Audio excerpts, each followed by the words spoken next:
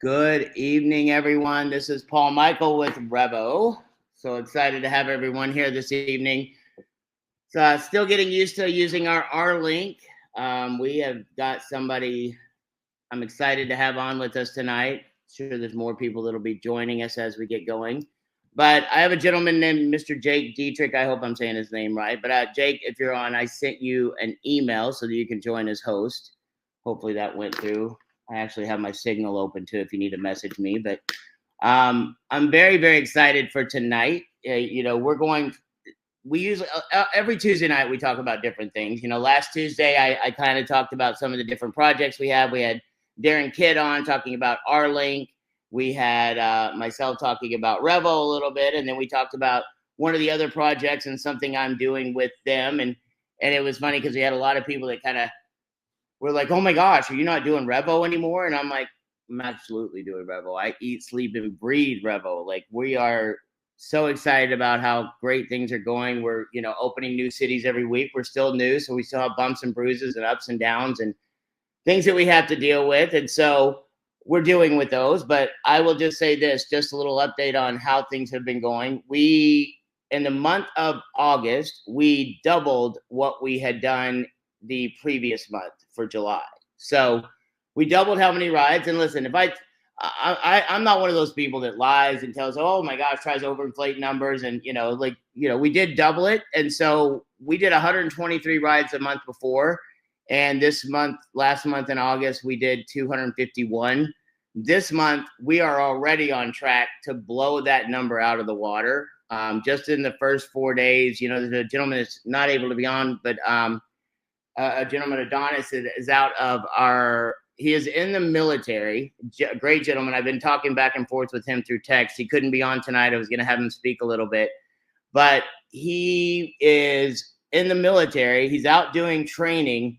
He started his city, and in the first 4-5 days, I think that they've almost done as many rides as any other city did last month in the whole month. And so I told some of the other cities, I'm like, oh, somebody's coming to get you. I love competition. I love trash talking. It's football season. I'm excited until probably Sunday afternoon. Actually, I'll be excited until about mid-November, December, when the Cowboys have traditionally started falling apart. Maybe this year is different, but it's exciting. And the new football season, I love football. I love how every year you get to start over. But a big part of it is I love the trash talking. I love,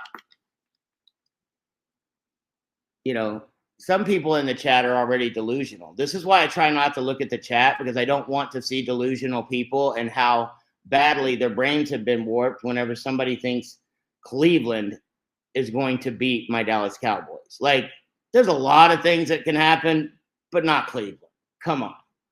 So, Jake, if you could message me on Signal and let me know that you got that text, I want to bring you on with me, or maybe can you unmute yourself? And another thing too, make sure that you're muted if possible. I think they may have gotten that fixed by now, but last week we had some issues with people they thought they were muted and they were not muted. So unfortunately, if somebody's not muted and they don't respond, then we have to kind of move them out of the message, out of our thing. We don't want that to happen.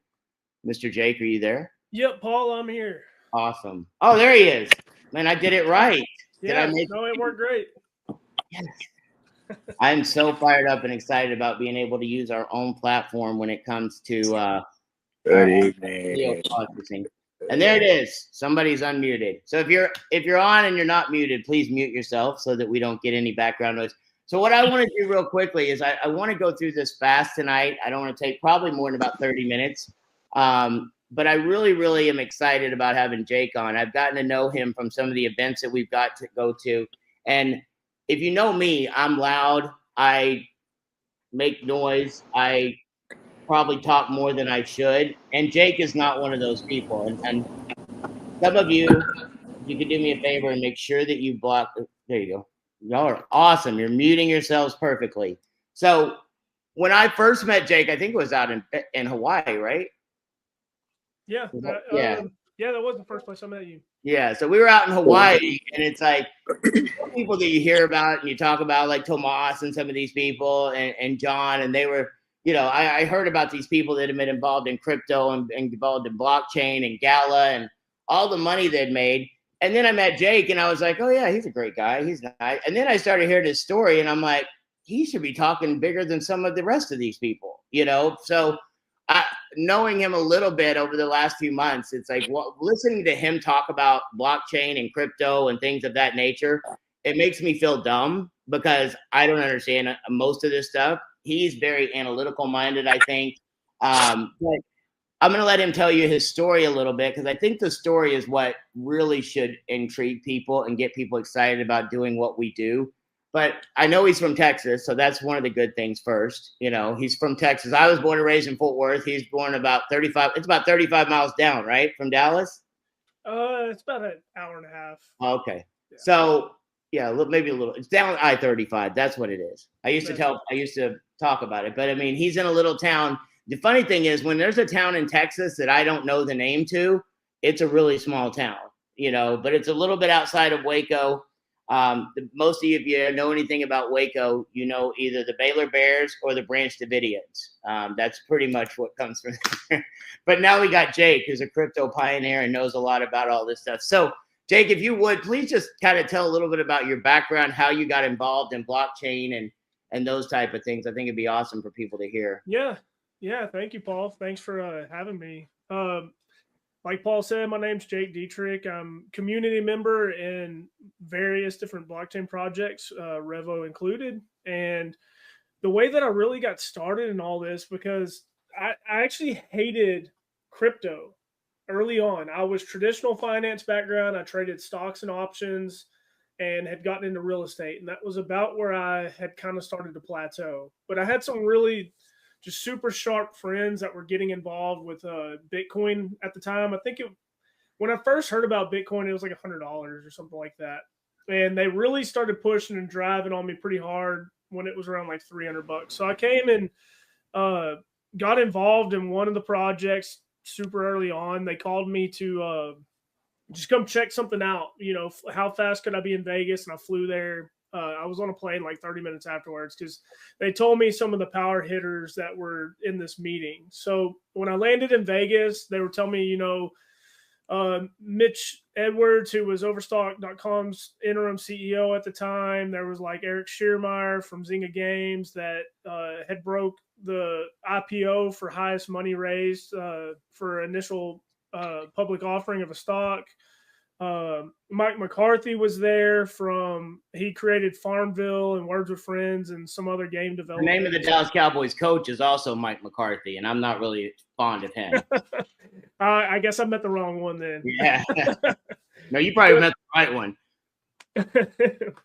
But so I got to talking to some of these guys because they were super excited about this.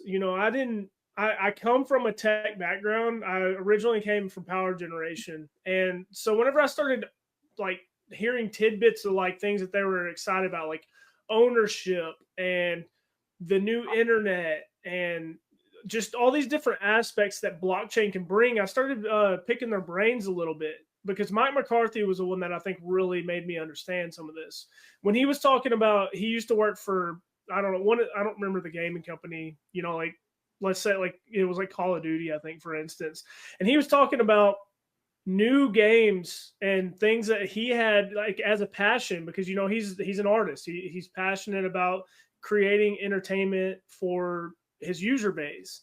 And so he would go to a boardroom and he would pitch this idea and they would kind of just shoot him down and say, no, I mean, it sounds like it could be cool, but it's not, there's no proven track record there. We know this thing last 4 years made money, so just kind of repackage that, put a different colored bow on it and put it back out there because we know that makes money. And that drove him crazy because really the consumer is losing in that because they're getting the same old stuff day after day, nothing new, nothing innovative, and it's all just about the bottom line profits for their investors.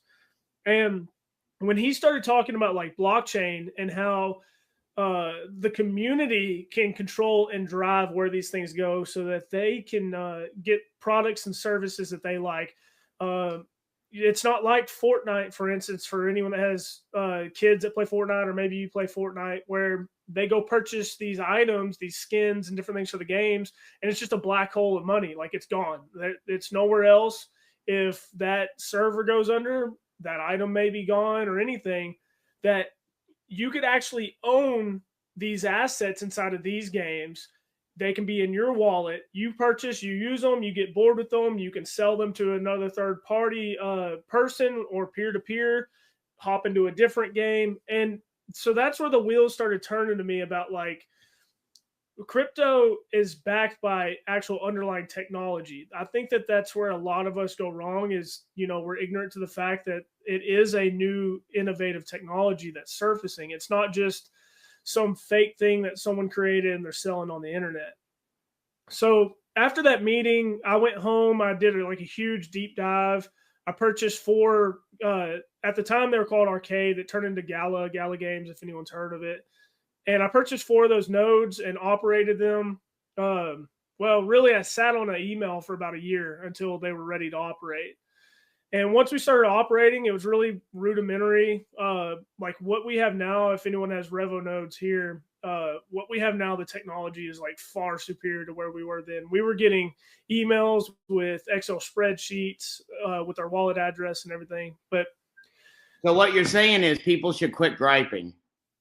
Yes, I mean if anyone is griping, like a lot of times people that like have been involved with like Uber or Lyft, and they are like, oh, like, why aren't you like that yet? Why aren't you there? I'm like, we're 4 months old. How are you at 4 months old? Like, compared to where you had to deal with, it's light years ahead of everything. Things may not be perfect, and it may not be, but at least I tell people you don't ever want to get involved in the brand new, and you don't want to be involved at the end.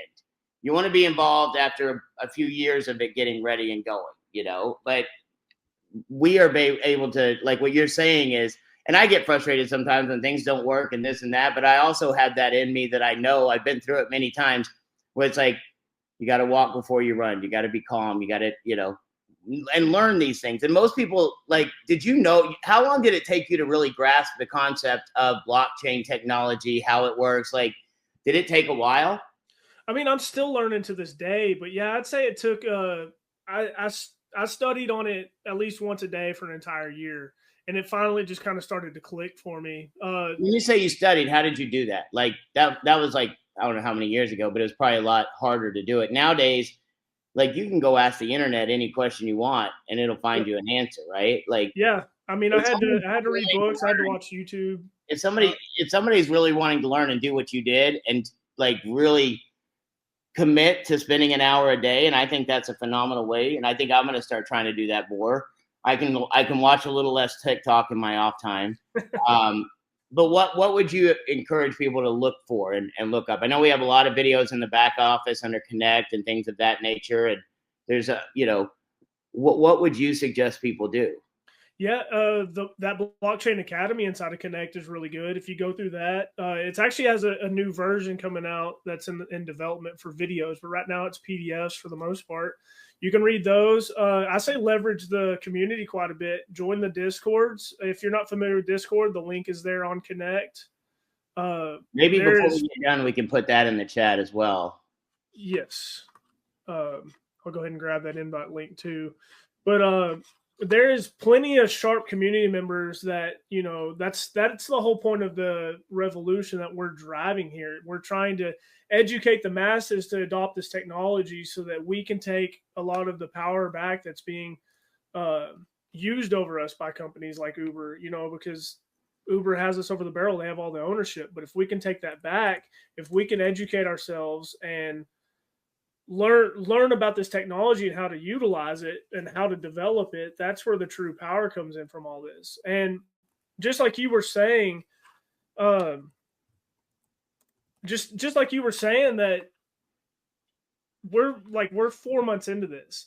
So not only are you developing the products and services side, but we're developing the blockchain side. Like we're building that out as a community for those two to plug into. That's never been done before. It's one thing to just go build a Web 2 company like Uber. I mean, you can spin that up fairly quickly. I'm sure do some back testing and everything else. But when you're talking about earning rewards on a decentralized server, that's it. it has never been done before, and for sure hasn't been done before inside of the rideshare space. So I look at it more like not really just an infant, but it's like an infant lion or something, to where, you know, maybe some people say like you wouldn't kick a child or something whenever it's just learning how to walk, but this thing's like a lion. Like whenever it's ready to go, it's going to be more powerful than the fully grown man, Right. which is the Web 2. Right. So let me ask you this: we're going to get into you showing some practical stuff in just a second. So let me ask you this though: when you got started, I know a lot of people, you know, they look at maybe some of the price of these nodes and they're like, oh my, like, you know, I want to buy that software. Which node should I buy? Obviously, you want to get the Win node because that kind of drives everything. But when you started, did you like buy? You know, I've heard of people buy 50,000. I had a friend of mine that bought 15,000 today. Like, I mean, when you started, did you buy a lot? Did you buy a little? How did you get started?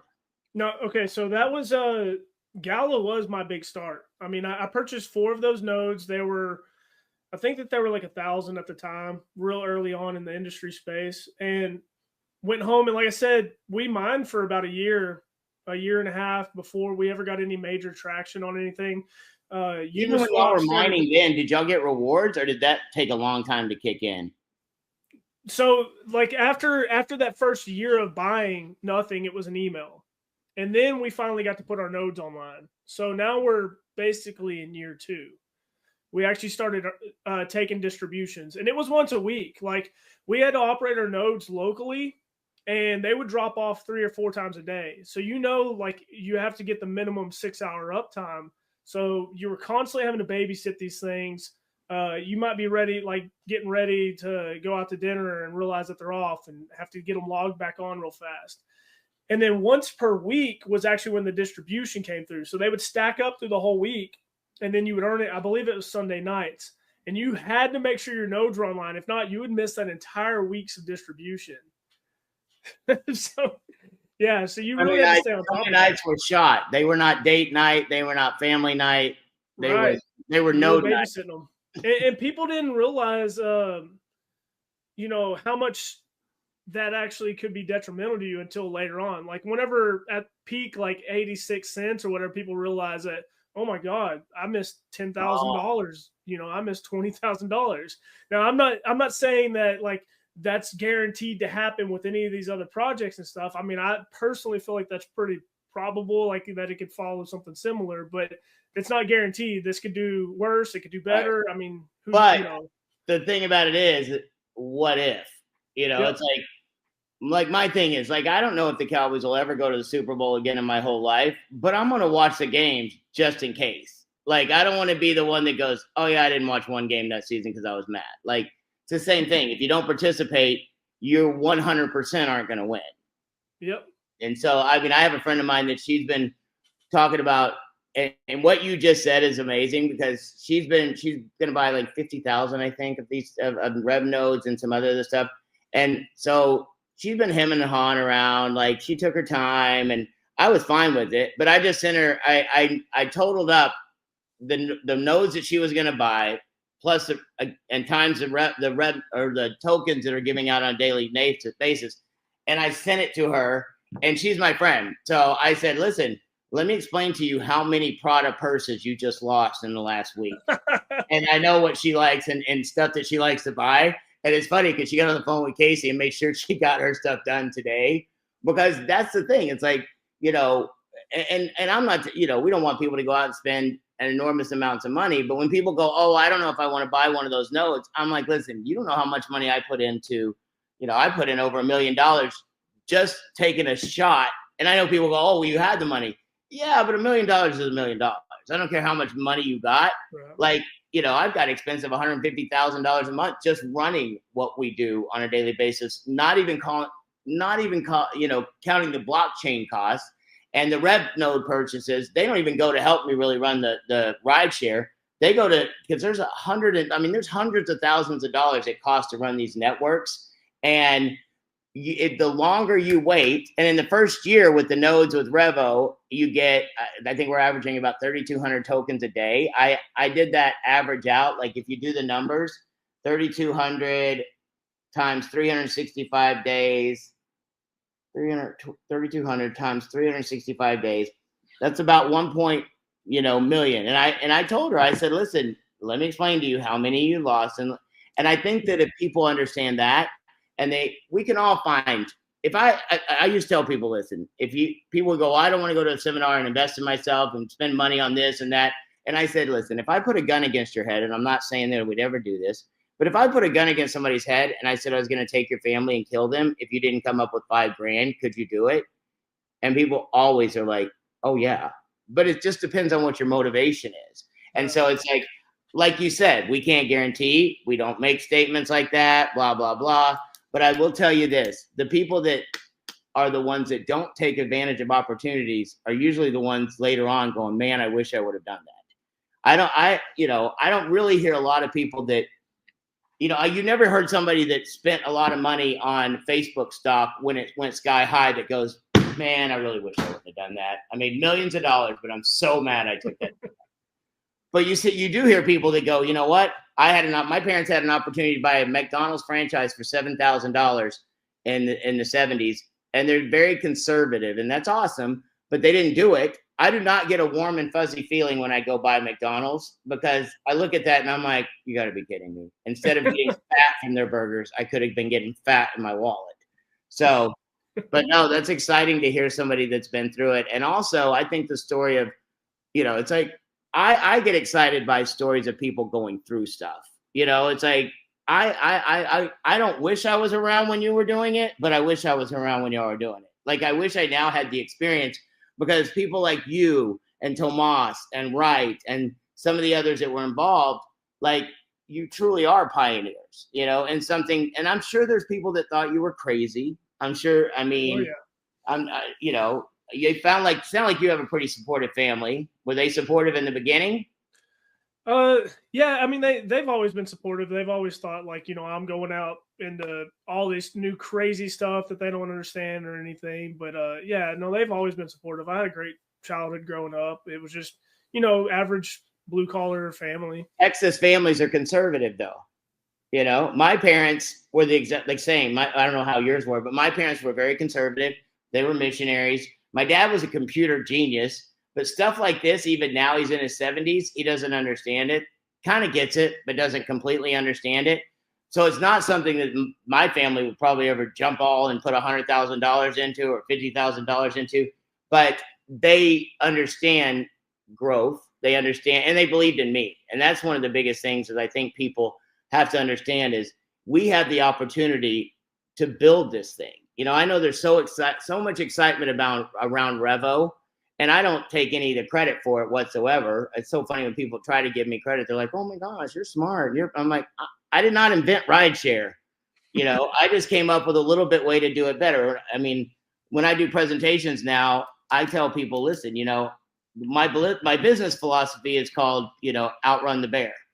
I don't have to be better. I don't have to be faster than the bear. I just got to be faster than Jake. Or I gotta be fit. So that bear will eat Jake and not me. And it's the same thing in business. I don't have to be the absolute best. I just got to be better than Uber and Lyft. And guess what? They set the bar pretty low, so it's not hard. Now, obviously, we want to shoot for the stars, be the best in everything we do. And blockchain technology gives us the best chance to go against them. We're not spending hundreds of millions of dollars on advertising. We're rewarding people for bringing people in to do rides. We're rewarding people to come in and build the network. And so, I mean, I think that's huge. It's funny when people, I look at these public companies and the shareholders think they're getting wealthy, but the shareholders have no say that Uber has, and this is just a report I heard and I read it, it's got to be true because it was online. The internet doesn't lie. But I haven't fact checked this, but it was a pretty trusted source that says Uber has 33,000 employees that make an average salary of $77,000. Like I guarantee you there's a lot of fat in that. There's a lot of wasted money that shouldn't be wasted in corporate. And these companies haven't been even, I think that finally Uber has become a little bit profitable because their shareholders said, all right, that's enough. You've been unprofitable for how many ever years. Now it's time to change it. But with what we do, you've been a part of these communities. You have to vote on things, right? Like the node owners get to vote. the share, like drivers will have Tony was talking about it the other day. Drivers will have a vote, node owners will have a vote, and you'll have to have and there's another category. I think it was customer or referral partners, node owners, and drivers, and they'll each have equally weighted. And then you got to have 65% of the drivers, 65% of the node owners, so that there's not any one of them that just can go, hey, we're going to take money away from the drivers, or hey, we're going to stop doing rewards for the node owners. It's got to be based on fair and equal. And that's my thing in life is like, if I'm going to fail, I can handle failing.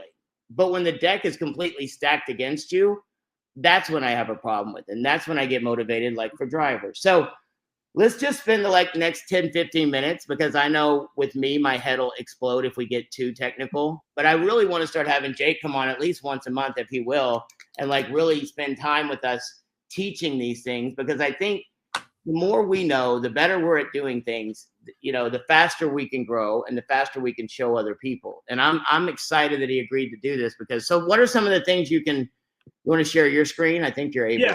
Yeah. Let me share screen here. Maybe at the end, if anybody has any questions for Jake you want to ask, just throw them in the chat, and we'll try to answer a few of those at the end. All right. So, really, Paul and I talked, we were going to keep this pretty informal. I didn't have a set slides or agenda to go over. So I'll just actually start diving in what I think is really pertinent information for someone that's new to blockchain tech to actually know. And then if y'all have any questions, y'all can bring them up to me. But I think first, Paul, we want to talk about how to send crypto, right? Yeah, that'd be cool. Okay. Is there a way to do it in Connect and outside of Connect? Yes. Yeah, you can send crypto, and it's going to be the same no matter the platform you're in. It's pretty much the same gist. So I could actually just show you inside of MetaMask here, for instance. Now, what MetaMask is a third-party wallet. Don't get too hung up on that. Just know that this is a wallet that here I have $10 worth of Ethereum stored in it. So you can actually send out of this. I could send to my Connect wallet. I could receive from my Connect wallet to this address and anywhere else. So here is some REVO ERC20 transactions. Let's see. I'll actually find one. So these are actually, you're going to show us actual Rev transactions? Yeah. That's cool. So here is some trading going on right now. This person bought $863 worth of Rev. So if I actually went to actual real transaction, I mean, I'm sorry to sound incredulous, but it's exciting to see that. Those are real people buying real tokens on the open, an open market, or is it Yeah, no, this is an open market. Where could somebody go to buy tokens if they wanted to? You would have to do it through Uniswap.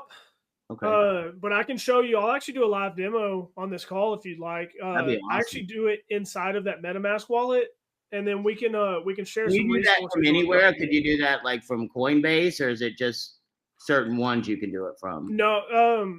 So you'll have to do it on MetaMask right now because it's on the decentralized exchange. Uniswap is currently the only place that it is. As it gets on some centralized exchanges, it'll be easier to purchase from those platforms. So let me ask you this: people that haven't been able to go purchase a node yet or something, but they may have a few extra bucks that they would like to buy tokens with, does that help things? Yeah, no, it completely helps this decentralized ecosystem. To me, it's, if you think about money coming into some central spot, you're supporting it no matter what. So purchasing the token, you're supporting more the community and the drivers that are utilizing this. And if you're buying those tokens and the value goes up, it's just like if a node, obviously you're going to make way more. You get more nodes from the tokens instead of, buying $863 worth. If you get a node, you're going to get a lot more tokens. So it's a lot more value.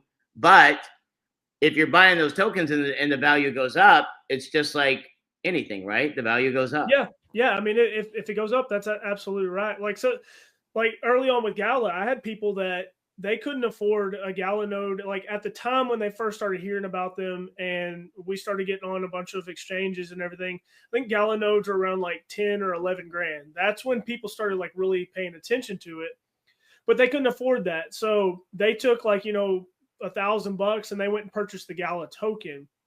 And then whenever So let Gala me ask you token, this, just like I like to help people think of ways to do things. Like if I went and bought $863 of those tokens, and let's say, I don't know how long, but 2 or 3, 4, 6 months down the road, the tokens went up, I could either end up selling those if the market was big enough, and I could end up getting enough money to go buy a real node. well, so that's what people did with Gala. So that's what I'm saying. Like as it got to like the 10-cent range, 20-cent range, they were able to actually, and you don't even have to go that far through it. You can skip that middle transaction. You can actually use your Rev tokens directly to purchase the node. Because like, so for instance, right here, if this person bought 863 at a penny, $863 at a penny, and then let's say just, you know, It went up to just 2 as a pennies. scenario, it goes to a Double dime. their money. Well, let's say it goes to 10 cents. Now it's $8,600. Now they could take in, let's say a Revo node's 8,000. They could actually take those tokens, these 52,000 tokens that they purchased today, and go purchase their node with that. That's exciting. That's cool. Yeah, and I had people do that with Gala early on. You know, they couldn't participate in the node tech right away, but then they eventually got to where they caught up. And I'll tell you, because some people do think that they think like, okay, well, I'm just going to go buy the token versus like, you know, why would I buy a node? Especially if at some point there's a spot to where it's like, if I take $5,000, I can get this many tokens, or I can get a node, but it's going to take me a year to get that many tokens. But like people are thinking too short term in that. They're not thinking like, okay, this is the rest of your life, like that you're going to be rewarded for participating in this blockchain. And outside of that, like the nodes, I think are going to be the thing that's going to be fought over in the future, because there's literally only 100,000 of them. You can't get more finite in the crypto and blockchain space than like 100,000. I can't think of many things other than certain NFTs that are that rare and finite. And so think about rideshare in general, like how popular it is. If we can even tap into like 10% of that market, and those transactions are going through these blockchains, those blockchains are going to earn the transactions that are being confirmed on it like indefinitely. That's so why you're supporting the blockchain, and that's like, why these node licenses are going to be so crucial, and why I think they're going to, you know, when they sell out, the secondary market's going to be very crazy on them. I want Rev to be the first one that sells out of all the projects. Like that, I think would be so sick if we were the first one.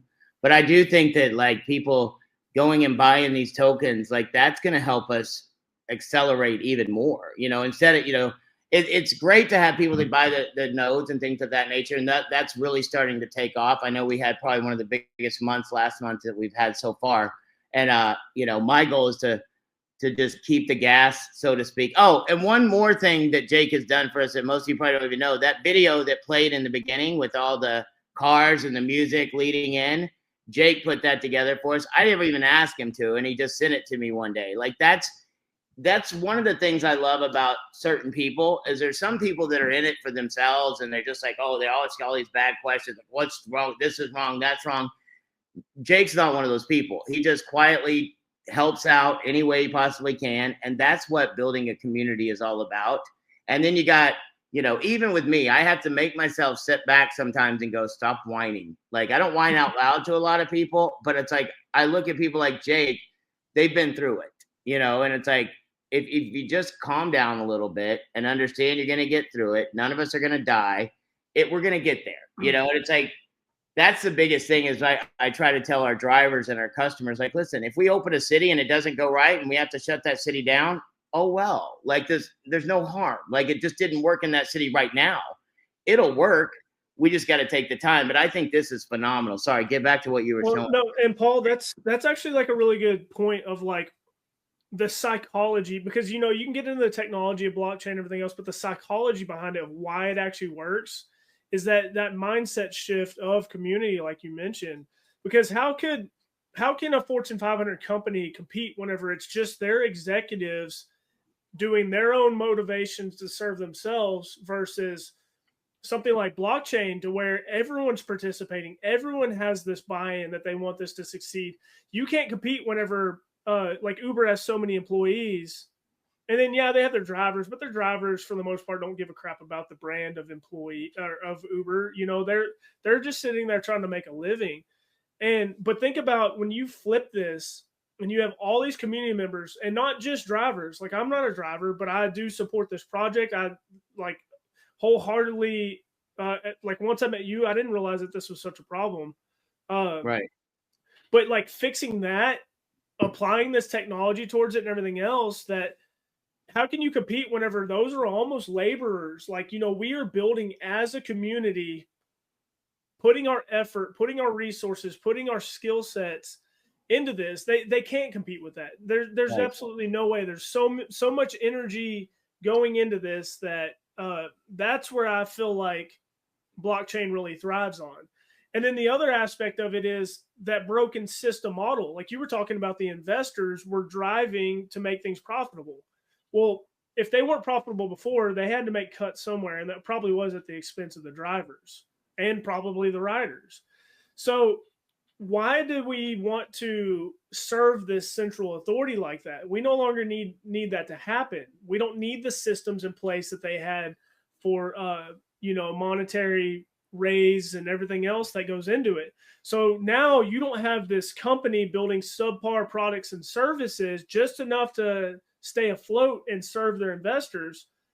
Flip it upside down. The community owns the network that everything is built upon, and they're the ones that get the say so in the vote of good quality services and products. That if that company building on top of their network that they own no longer serves them, they can drop them. They can say, you're no longer serving us. We're going to vote and either have this thing changed to where this is actually like a fair relationship, or you're going to hit the road and we'll get another company that's going to come build on here. So like the true ownership of everything that's being built on is what restores like natural commerce of how things should be. You actually should have to provide a service or value that is equitable to be able to receive compensation. And Right. And that's what this is going to restore. But okay, so getting into like a transaction here, I was just going to show you, like, you can take this person's receive address, because here they are. They're actually taking in, you can see where they're taking in Revo, and then they're sending it to different wallets and everything else. This is what's called a block explorer or blockchain explorer. Again, I'm probably feeding y'all with the fire hose here, but kind of stay with me for a minute. But what this is the Ethereum blockchain of wallet transactions that are happening inside of those blocks as they're verified and transacted on. It's all completely encrypted. I have no idea who these wallets are, but you could actually follow through if you wanted to trace exactly where these assets were going. But to show you how to send crypto, I would just copy like an address like this, whoever's wallet address this is. Now, if you're going to pay someone that you know, obviously you're going to know that that's their address. But if I wanted to send them the Ethereum that's inside of my wallet, it's just like this inside of your Revo back office or inside of Connect. Very similar. You would go into whatever asset class currency you're wanting to send. So like, for instance, if I was wanting to send this person Ethereum, I would hit send. And then I would paste that address in that I just copied. And then I would want to verify like the last four of it. So I would go back and I would verify, okay, that was lowercase d, uppercase D67. So that is this correct address. And then I would type in the amount of Ethereum that I'm wanting to send this person. So I could actually do this in US dollars. Like if I was wanting to send $5, and then I would hit continue, and that transaction would actually go through, and we could watch that on the blockchain as a transaction into that person's wallet. So that's how you send crypto. If you need to receive crypto, you would do the same thing like how I just got that address, but you would get it from your own. So inside of here, you can see my receive address is up here. I would just copy that, and then I would send that to whoever's wanting to send me crypto. You can also get into, let's see right here. You can also get into looking at a QR code. Like, so if someone was with me and they wanted to send crypto, they could take their phone and scan that. It's automatically going to take my receive address and put it into their send portion of their wallet for them to send crypto to me. That's cool. So you can do the same thing with in our Connect back office, right? Yes. Like, yep. I can go in there. Exactly the same. You'll see send, you'll see receive. And you can do that with anybody's wallet inside or outside of Connect. Does it matter? Well, like, let's say right now I have tokens that aren't like bridged or whatever. Yeah, so you would want to bridge them if you're sending them out as an ERC20 token, but you're not going to have everyone's address. So like if you wanted to send me crypto, I would have to give you my receive address for you to be able to send that to. You're not just going to be able to like go check some database somewhere and be able to find my receive address. Somebody said Rev Wallet isn't inside Connect yet? ? Is that right? That may be. Yeah, it's probably getting added just because the bridge just now went live. So it's probably on the next update. Okay. But you still have your wallet. You can, if you go to, what is it, app.revoride.com, I think. Yep. All your rewards are there that you can bridge out. And obviously people are bridging out because some community members started this liquidity pool that's being traded right now. So they obviously took some of their Rev blockchain rewards, they bridged them to ERC20, like right here. If you look at add, these are people adding liquidity to this pool for people to be able to utilize and trade. And so what we want, though, we don't want to, what do they call that? They can't spell hold, so they spelled it hodl. Hodl. Is that what that comes from? The word hold? Yep. No, so that started on Reddit, and I don't know if the guy was drunk or what, but he misspelled hold, and everyone kind of took it as like, okay, well now that's going to be our crypto term from now on. We hodl. That's funny. That's great. I've made it. And you know what? I've created a bunch of words with my grammar and misspelling, and nobody's caught on with any of them. But go ahead. They actually kind of turned it into an acronym too, so they call it like "Hold On for Dear Life." But yes, that's absolutely right. Like, I mean, it's your assets. You can do with them as you please. I'm not telling you to do anything with that you don't want to do. But to me, like personally, I'm going to hold these things until we get into some major markets, because I want to watch, just like we're talking about, kicking a baby when it's trying to walk. Like, I'm going to let it get its feet underneath itself and get it like a sustainable market. I'm not going to sit there and just extract value out of it when it's actually, And it's just like that whole thing we were talking about a little bit ago. It's like somebody doesn't have a node. How many rewards are they losing? What could happen? Same thing. What if you sold them today? And then I'm going to explain to you how much you would have made every time I see you from now on. Like, if you wait, like, be patient. Like, we're such a microwave society, but at some point, it got to a point where y'all were holding and doing things with Gala, but it got to a point where it's like you could do transactions and sell nodes and it never really affected the market, right? Yeah. I mean, that's what you want to get to, is a sustainable market. You don't want to sit there and extract it whenever it's first growing. You need to find that equilibrium when the world knows about it, that it can actually sustain those transactions. So like whenever we first got on Binance, and I think it ran from like 3 cents up to 10 cents. And then like that next week we got on Coinbase, and it like every day it was jumping like 10 cents, 20 cents. And we got all the way to that 86 cent mark. And like at that point, I think it was like it was like $1 billion of traded volume in a 24-hour period. And like, yeah, I mean, I put in $100,000 sell orders and just, just to pull out some. And that was such a fun time for me because like I had this really big ambitious goal to be a millionaire before I was 30, and I was 29 at the time. I think my birthday was like maybe within 30 days of this period. And I remember being like, I was sitting at work one day and I looked at it and I hit that point. I was like, okay, I'm there. I remember calling my parents on my drive home and just kind of talking to them and, saying like, you remember that project that I got involved in and everything? Like, I just became a millionaire. And then the next day I rolled over, and then the next day I rolled over, and I remember calling my dad and he just was thinking we're just going to have a normal conversation on my drive home like we normally do. And he made like a joke like, oh, how many more millions you make today? And I was like, well, matter of fact, 2, but that's not what I was calling about.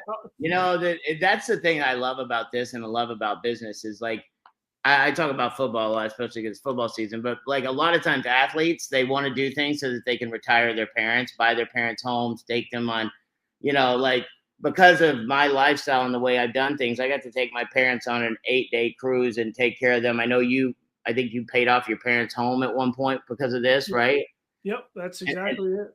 And that's the thing. Like it's not the money. It's what you can do with the money to enrich other people's lives and have fun. Like I get to travel a lot now. I get to I'm leaving on Thursday morning to go out to Utah to cut some videos for one of the other projects. And on top of that, I get to go hang out with Casey and some of the people from Connect. And then I'm going to Post Malone concert. Then I'm going back to Columbia next week. Like if you really, really embrace this lifestyle, even if you haven't got the money yet, you get to live the lifestyle of a millionaire or a billionaire. Like you get to do what you want, when you want, and how you want to do it.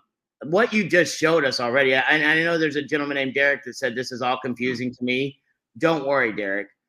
It's still confusing to me, but I'm excited about it. I'm excited about it just because of a little bit of my understanding. And somebody said, if you have an outside wallet, do you really need to have a Connect wallet? Yes, you absolutely do.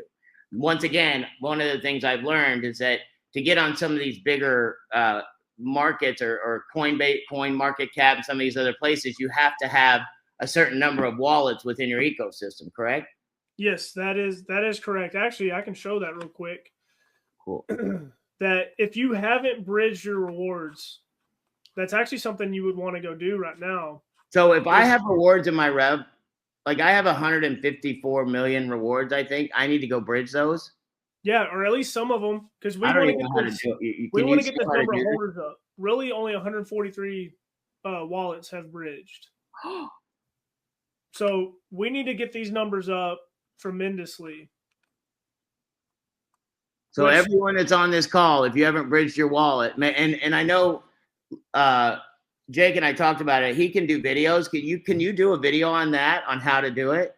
Yeah. And is there maybe some good write-ups and support? I don't know if there's one specifically for Revo just yet, but yeah, we'll get that, and I'll also get a video for how to purchase Rev step by step, and even like how to set up a MetaMask wallet prior to that for those that aren't familiar with it, so you can follow along. Even if this is confusing, it's something that you'll learn, because this was confusing to me as well. I mean, I was completely in your shoes, but I feel like this space is so interesting and it's so tight knit and so small right now that it becomes interesting enough that you want to become an expert in this. Because, I mean, really, Paul, like how small have you noticed this space is? Like the circles at the top.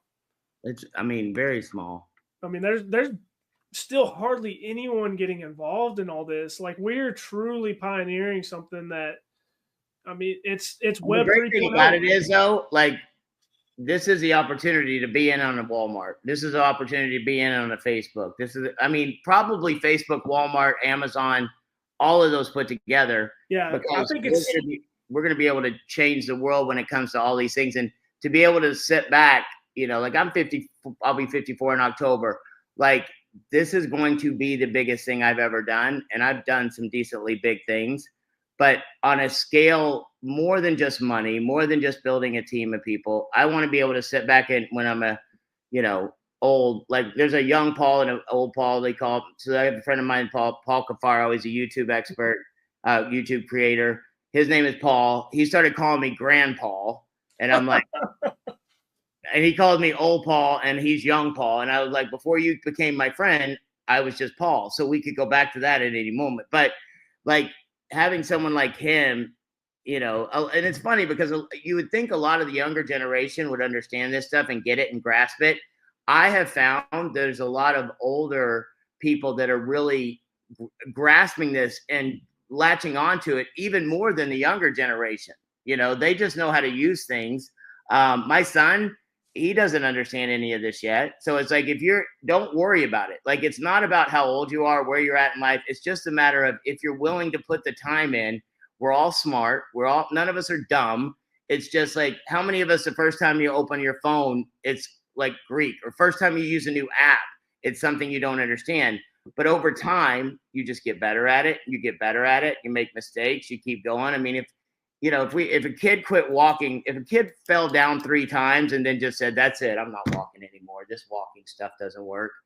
That's not how it is. You got to take those falls. You got to get back up and keep going. But Derek, you are one of those people that, like, I will remember your name when you said, this is confusing to me. What's great is I know that, like, you thanked Abby for answering your question.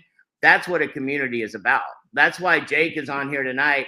Probably not many of the people that are on this call tonight he directly deals with on a daily basis or brought into the ecosystem or any of the brands, but he's here helping all of us learn how to do this. So I don't want to take a lot more time. If there's anything else you think we should look at real quick, and then we can kind of wrap up. Yeah, I do want to show just maybe like a grand picture of things. If for those people that maybe can't fully picture this, because like you said, this is a skill set. It's something that you have to learn. It's just like the first time you ever used a credit card to purchase something online. I remember there used to be a little question mark about the CVC code because no one knew what that was trying to purchase something. But like now, and technology gets better, as things become more seamless. Like I really think the future of blockchain is people won't even realize they're utilizing blockchain.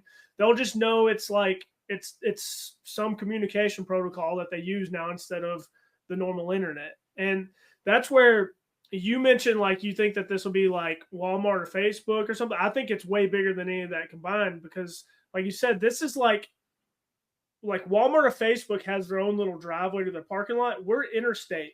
All, like, anything can plug into a blockchain. We're building a network that we own. And if any, like, industry specific company wants to come build in, like, they can propose to us as node owners and we can vote on that. I mean, if this does anything, like, I wouldn't doubt, Paul, if, Uber or someone says, like, you know what, we're failing, can we utilize y'all's network?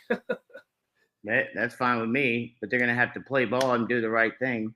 Yeah, well, they have to. That's right. Why we own it. Because you got to remember, it's Web 1 was, the intranet days whenever people could first hook computers together and they could read things. And then internet, or like Web 2.0, internet, not intranet, became the read write. Now you can write some emails, you can interact with certain web pages and stuff. And then that next little half step up was like social media and Facebook, but these are all centralized servers. Then now you get Web 3, which is read, write, and own. So now we actually have ownership. You can take your machine and actually contribute to that blockchain and be rewarded to do so. But I wanted to go through some transactions for people that don't maybe fully understand, like, all the moving pieces of how, like, these blockchain rewards can be utilized.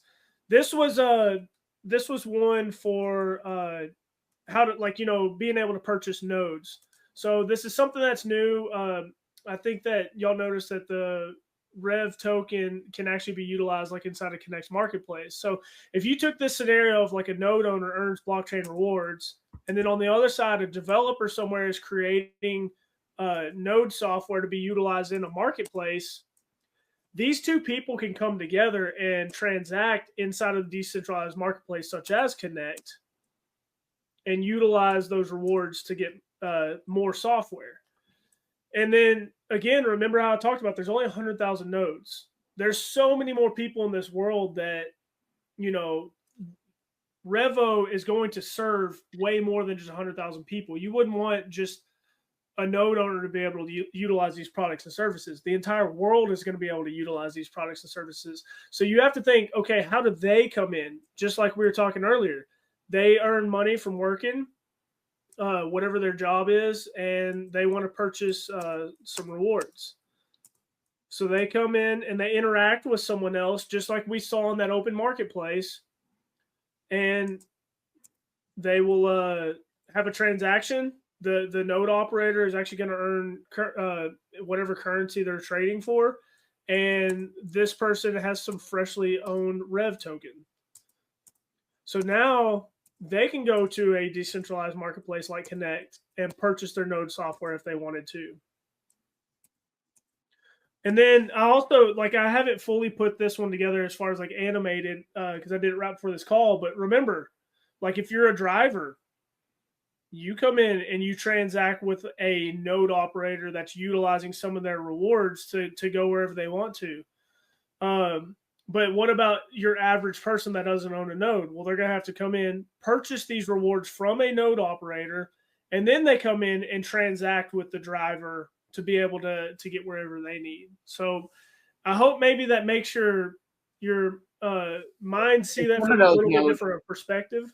Right. Yeah. Not just node owners either. The drivers and other clients will be earning those rewards that it Yep. So that's this bottom depiction right here. Whether you're a driver or a customer, I mean, the customer is utilizing the token and the driver can earn the rewards. That's awesome. Hey, so I got one thing. As we kind of we're about almost to an hour. Yeah. Do you mind if I go to mine and you show me the bridge? I have it pulled up. Let me share my screen. Let's see here. Window. Hold on. I'll get it right.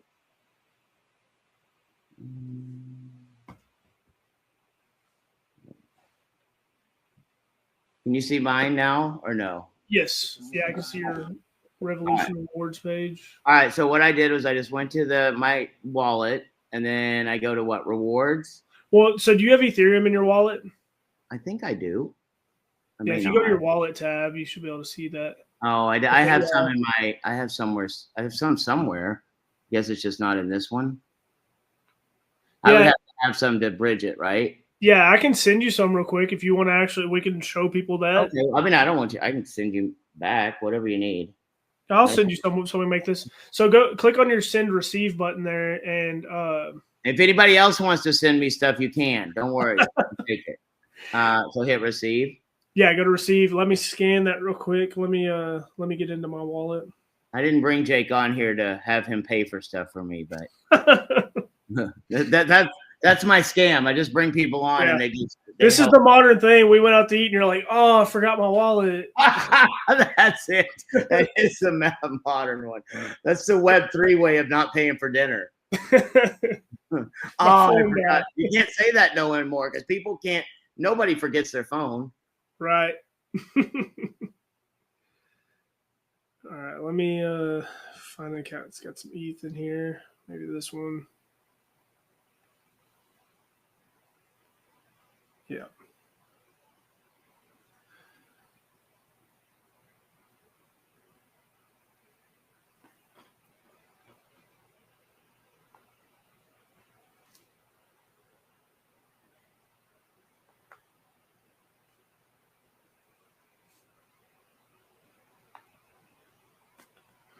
$58.03. Okay.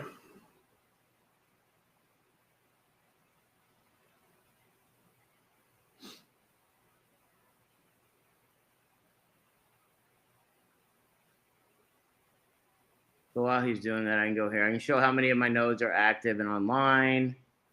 The dashboard there. That's how many rewards we got.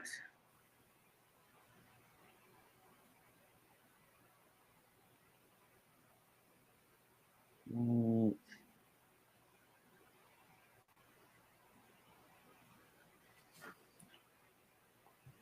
Just waiting for a gas fee quote.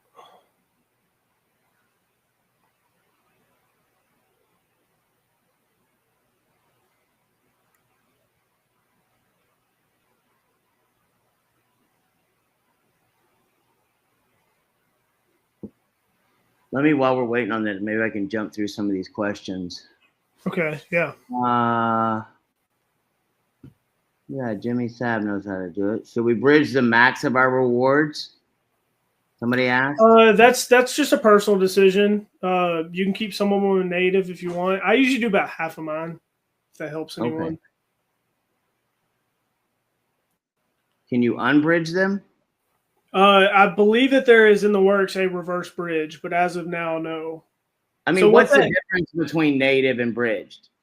Okay, so native exists on the the Revolution blockchain. So that is like a native reward on it. And then if you bridge it, you're moving it to the Ethereum blockchain, a completely different network, as a token on their network. And I know that can kind of be confusing. Next time I'll bring a picture that shows some of these things. So it's kind of like playing, like, maybe this is not a good analogy, but maybe it's kind of like you're playing with chips at home if you're playing poker, or then you go to the casino and you have real chips. Yeah, I mean, it's in a different network if you think about. I usually look at it like you move a vehicle from one country to another. Like now you're no longer in one economy. It's still the same asset, but it's in a different economy somewhere. Angel Medina said, I don't understand anything, but I've been selling nodes. That's the greatest thing on earth. You don't have to understand. I don't know how my microwave works, but I know it makes the food hot. So, yep. Like, I don't have to understand it. I just got to know it works. Hey, Paul, my phone had crashed for a second. You might, yeah. Let's see.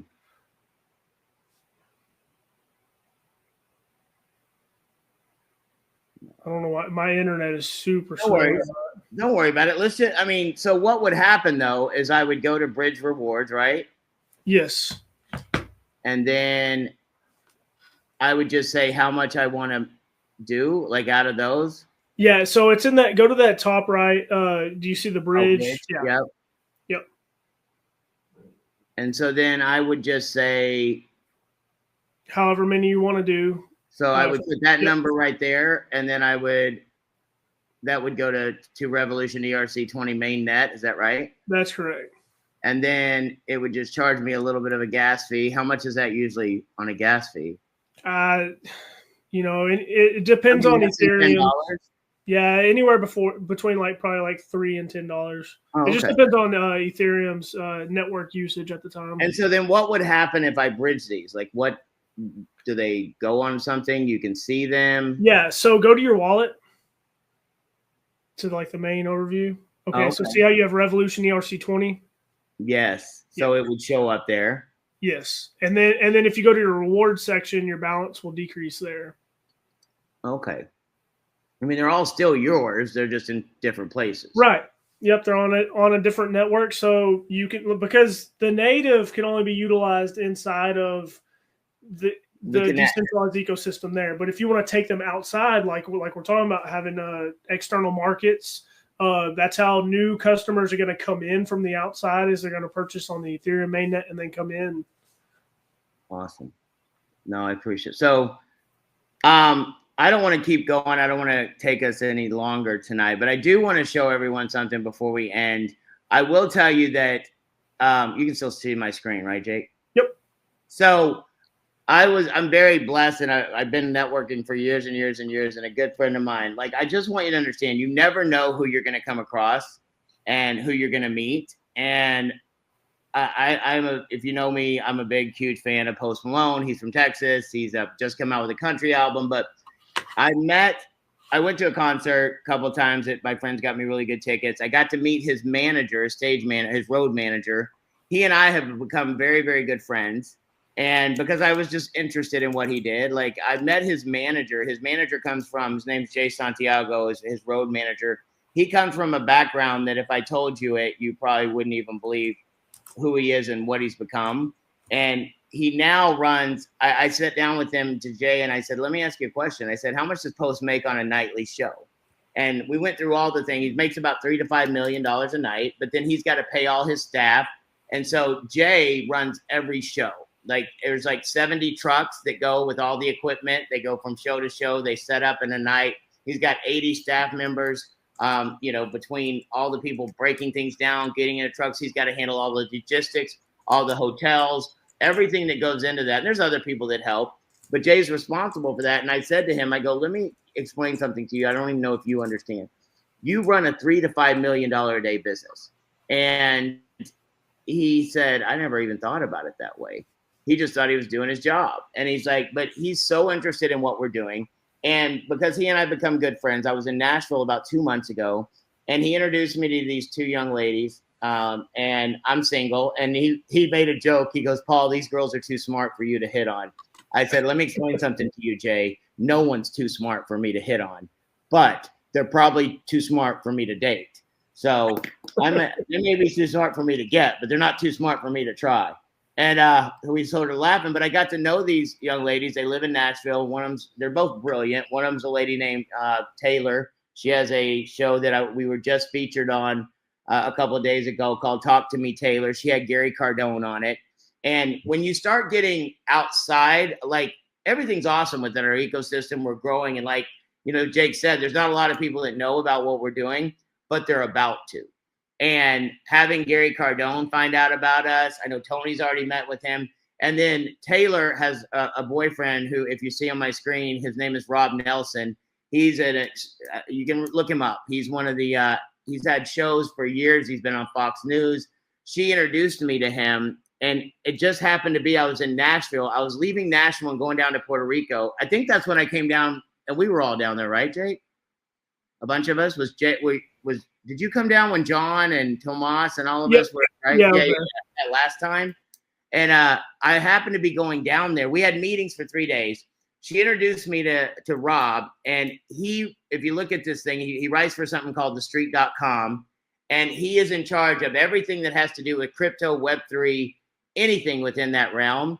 And I wanted him to meet with Wright and Tony, but we'd been meeting. We were long hours, right? Like we met all day and into the night, and we've been going for 3 days. And finally we got to the last day, and I was about to leave the next day. And I called Rob and I said, hey, I'd really like you to meet with them. And he said, well, you know, I don't drive when I'm down here in Puerto Rico. He lives in different places around the world. And he said, I don't know how it would work. And I said, listen, he goes, you can send me, you know, we aren't, REVO's not in that state yet, or in Puerto Rico yet. I said, listen, I'm not sending you an Uber. I'm not doing any of that. I will come and personally pick you up. I went and drove an hour to pick him up, brought him back to dinner, drove him back. We built a really good bond. He's an amazing guy. And he does a show, and he invited myself. We brought Scott Lomu from Element. Paul Cafaro's on there that you see. And we spent about an hour, or about 30 minutes, talking about REVO. And there's going to be 4 different segments to this. I think I just put it. Did I put that in the? Oh, yeah, I didn't put it in here yet. I put the link in there. I would love for everyone to go and share this because it's going to be huge. Like this kind of stuff, when it gets out there and there's third-party documentation, this guy talks to everyone in the crypto space. You know, he's so fired up and excited. He called me from a car the other day, an Uber. He was in California. And he goes, Paul, you got to talk to this driver, and just hands the driver the phone. And it's like, if there's someone that's knowledgeable, that understands this space better than almost anyone I know, who's not involved with our company. I mean, I always tell people documentation beats conversation, and we have the documentation. We're getting it more and more on a daily basis. And then we're getting recognized by people like Rob Nelson, like Taylor. There's people that want to be involved with what they're doing. So now is the time for you to be able to take advantage of this. And like, you know, Jake said, you know, I really, Derek, I'm going to have you in my mind every time I'm trying to do something, because when you said it's all confusing to me, that takes a lot of guts to even admit that. You know, it's like a lot of people just sit back and they go, oh, I don't understand it, but I'm not going to say anything. And I'm just telling you, like, that's the best type of person to be, because I was that person. I will tell somebody in a heartbeat, I don't get this. Like, I don't understand it. Because and then somebody, if you tell people you don't understand, there's always going to be somebody in our community that's willing to help you and show you. And it's going to get better. 2 years from now, the opportunity that's here, like Jake said, we're only going to have 100,000 of those nodes. Guess what? 2 years from now, we probably won't have 100,000. Maybe there won't be any nodes by that time. Because when momentum hits, it's over. Like the momentum hits, and you can still make money, but the opportunity to have once in a lifetime. Tony and I talked about it the other day again, and he said, I don't believe this is once in a lifetime. He goes, I believe this is once. Like, this is one time that people are going to have the opportunity to be in the front running of this. So first of all, I like to, you know, I want to thank Jake for jumping on here. If you don't mind, I'm going to start bringing you on more, like every couple of weeks, like have you on here and when your time permits, and like spend time teaching people these things. Cause I thought tonight was amazing. Yeah, no, it's completely fine. I mean, that's the whole point of this community. Like, we got to educate, we've got to get up to speed so that we can really, you know, make a revolution here. And I would love to do that. I'd really like to dive into some of the documents and resources that we have as, you know, us node owners, the decentralized governance framework. Like, maybe that's what we'll do next week. You know what? Maybe let's do that. Maybe let's plan on next week. I'm going to actually be in Colombia. Maybe I'll give you my credentials and you can just run the whole thing. Like, I would love that. I may be doing a meeting. So I was going to maybe record something, but I think it would be good. And I would encourage everyone that's on here is like, have people get on these calls, like, and encourage them to not get bored. Like, I'm telling you, it's easy. I get very bored very quickly, very easy. But when it's something I'm interested in, I can make myself understand it. And I'm so fired up about this stuff right now that, like, it's fun because you are learning something new, and there's not much to learn new in life anymore, you know? So once again, if everyone would say thank you to Jake in the chat, that'd be awesome. And then we'll plan on next Tuesday night. If you have questions, you can always send them into support. If you have questions about rideshare or anything in that realm, like the actual rideshare, send your emails into support@revoride.com. If you have questions or need help with anything that comes to blockchain, Casey and her team, when it comes to our customer support on the blockchain side, that's help@revoride.com. She can help you with all those type of things.